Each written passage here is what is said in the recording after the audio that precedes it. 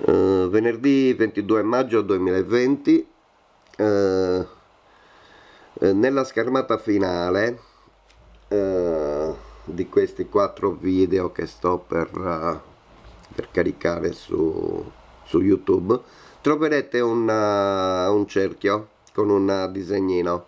Se ci cliccate su, ci sono le indicazioni per seguire il mio canale YouTube che si chiama Mariano Avis. Giovedì 26 dicembre 2019, Pintadera, simbolo identitario della nazione sarda. Come sappiamo, anticamente il pianeta era fortemente e positivamente globalizzato, niente a che vedere con questa insulsa compartecipazione attuale che compartecipazione non è. Sacrificio e migrazioni forzose ai poveri, denaro e potere a Fettension. Fettension sono le fettenzie sioniste, è un neologismo. Dominio del male ordo liberista sulle speranze eternamente infrante della gente. Anticamente, a partire dal bacino mediterraneo e poi in seguito in tutto il mondo, si è sviluppata una unica lingua che ha dato origine a tutte le lingue occidentali. La lingua sarda sumerico-accadica. Tralasciando pittoresche teorie, tipo quella che indica come il progenitore di tutte queste lingue sia il latino, affermiamo che la civiltà occidentale, insieme al parlare e allo scrivere, è nata in terra di Sardegna. La nazione sarda ha molti simboli identitari, forse il più potente ed esportato è un oggetto dalle forme variegate che porta il nome di pintadera. È un manufatto di artigianato artistico realizzato in terracotta, a volte in argilla non cotta, a volte dipinto, generalmente di forma circolare, ma non solo. Che sia un oggetto simbolo inequivocabilmente sardiano non vi è alcun dubbio, e infatti nel prossimo articolo spiegheremo questa frase. Le teorie riguardo a questo misterioso oggetto simbolo si sprecano. La più accreditata è quella che indica questo oggetto come uno stampo per marchiare il pane prima della cottura. Ipotizziamo che anticamente ogni famiglia usasse una sua particolare pintadera per identificare il proprio pane. Qualcuno afferma che particolari e molto evolute pintaderas erano dei veri e propri misuratori del tempo. Qualcun altro sostiene che si trattava di timbri per trasferire il colore, altri concedono loro credibilità monetaria. Comunque sia, l'origine prima delle pintaderas è inconfutabilmente sardiana, anche se questi oggetti sono presenti in tutte le civiltà antiche, a dimostrazione che l'antica globalizzazione era gestita e diretta dalla antica civiltà sarda. Per concludere, a noi risulta evidente che il sistema di dominio planetario cerca in ogni modo di minimizzare la vera origine delle pintaderas. Risulta evidente che seppure l'argomento sull'origine delle pintaderas possa considerarsi marginale, il castello di bugie storiche e archeologiche messe in piedi per negare l'evidenza che tutte le civiltà hanno un'unica origine sta per crollare. L'origine delle pintaderas fa parte di tutta una serie di frattali che certifica che la storia va riscritta, che le civiltà occidentali non hanno radici giudaiche e cristiane come TV, scuola, informazioni di regime vogliono far credere, ma unicamente radici sardiane, con buona pace di Fettensione e dei suoi fiancheggiatori.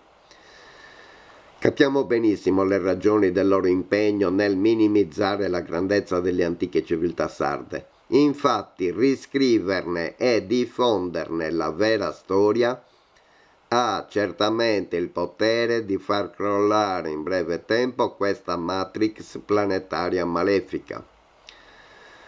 Qui di seguito potete vedere tutta una serie di pintaderas nelle sue forme classiche e in variazioni ed evoluzioni stilistiche contemporanee. so se si vedono bene.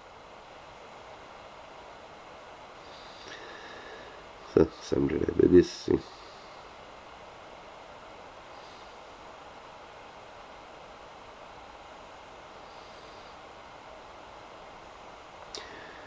Sono tutte realizzazioni mie, qualcuna è terracotta, qualcuna è argilla cruda. Sono le prime armi, conto di migliorare. Allora, stavamo parlando di Pintaderas, giusto? Ok. Venerdì 9 marzo 2018, il mistero della piramide. Il mio ottimo amico Luigi Muscas mi ha raccontato un fatto realmente avvenuto, certificato anche da riprese televisive che purtroppo non riesco a trovare, anche perché la trasmissione è andata in onda nel più importante canale televisivo italiano è molto datata. Si trovavano all'interno della sala centrale della piramide di Cheope il direttore della zona delle piramidi, il commentatore, divulgatore scientifico della RAI che va per la maggiore, e il cineoperatore che ha ripreso tutta la seguente scena. Durante il corso dell'intervista ad un certo punto si è sentito un assordante boato. Era caduta una pesante copertura che nascondeva qualcosa che non doveva essere vista. Il cineoperatore si affrettò a inquadrare l'oggetto venuto così alla luce e al contempo si sentì la voce del commentatore esclamare: «Ma è una pintadera sarda!» A voi le conclusioni, se volete. Articolo scritto ieri, col senno di poi, una storia segreta scritta male e raccontata peggio. Si racconta che qualcuno avesse suggerito a qualcun altro di cercare un autore col grembiulino disposto sotto compenso a scrivere una storia. Pinocchio e Geppetto si sono ritrovati invischiati in quella storia senza che loro non lo avessero né chiesto e nemmeno pensato di entrarci. Decise tutta la storia l'autore col grembiulino, che a questo punto non poteva che appartenere a qualche organizzazione abbastanza nascosta. E siccome era molto furbo, ma anche disonorevole, pensò bene, per sviare la corretta lettura della storia, di inserire un personaggio positivo inventandosi la figura della fatta turchina. Personaggio visibile ma etereo, poco concreto ed evanescente. Un personaggio che ci doveva essere, ma che non doveva interferire più di tanto sull'evoluzione dei fatti. E infatti la fatta turchina nella nostra storia è quasi del tutto assente, per volere di quel qualcuno. La storia finisce con i poveri Geppetto e Pinocchio alla ricerca della fatta turchina, che non si fa mai trovare su ordine dell'autore. Non si può dire che vivessero tutti felici e contenti, si può dire però che gli unici che hanno interagito con onore siano stati solo Geppetto e Pinocchio. Col senno di poi, se potessi tornare indietro sui miei passi, forse la scelta di allora la avrei eseguita con minore impulsività, o forse non l'avrei eseguita per niente. Si cambia. L'importante è dare la giusta rilevanza al qui e ora. Solo che allora era allora, oggi è oggi. Contro il sistema, prima puntata da Sardegna Libera TV. Si è verificato un errore, niente da fare, vabbè, niente. Ultimo articolo, anche questo scritto ieri, venerdì 21 maggio 2020. Le migliori fake news bufale sono quelle che ci propinano l'informazione di sistema. Bad list. Ciascuno di noi ha una personalissima bad list.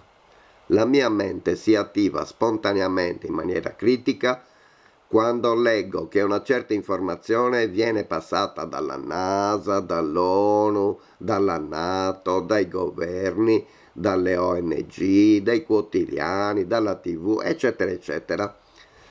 Se volete conoscere la mia bad list è presto detta, come in un personalissimo sito che potrei definire bufale.iolao.com, metto in bella evidenza la RAI, Mediaset e la 7. Poi, a pari merito, metto la scuola quando parla di storia e letteratura e tutto il codazzo di quotidiani mainstream che conoscete bene, cioè quelli che vanno per la maggiore in Italia e che sarebbe inutile elencare, sapete benissimo quali sono. Prendo con sospetto anche le informazioni che passa quell'organismo ai mani fettenti che si chiama CFR, Council Foreign Relations. Dall'elenco non sono esenti 2 quotidiani sardi e alcune TV online, anche sarde specializzate nel fare fumo italiano. Duncas, quando mi riportate notizie estrapolate dai siti bufalari su elencate, sappiate che prendo tutto con le classiche molle bonificate con abbondante ammuchina. Molti invece, di fronte a commenti poco omologati, si prendono il sicuro e indossano guanti e mascherini, non sia mai che la mascherina abbia una funzione ben precisa, cioè quella di nascondere l'anello al naso così diffuso tra la gente. Alla prossima puntata elencherò i siti di cui mi fido, non ciecamente ma che ritengo attendibili. Questo sito non è un testo sacro, ciascuno sceglie da chi vuole essere plagiato. Nel caso difetti di neuroni che non hanno paura di mettersi in gioco. Impariamo a processare ragionamenti, a mettere in dubbio l'informazione omologata al sistema. Il più delle volte ci stanno mentendo.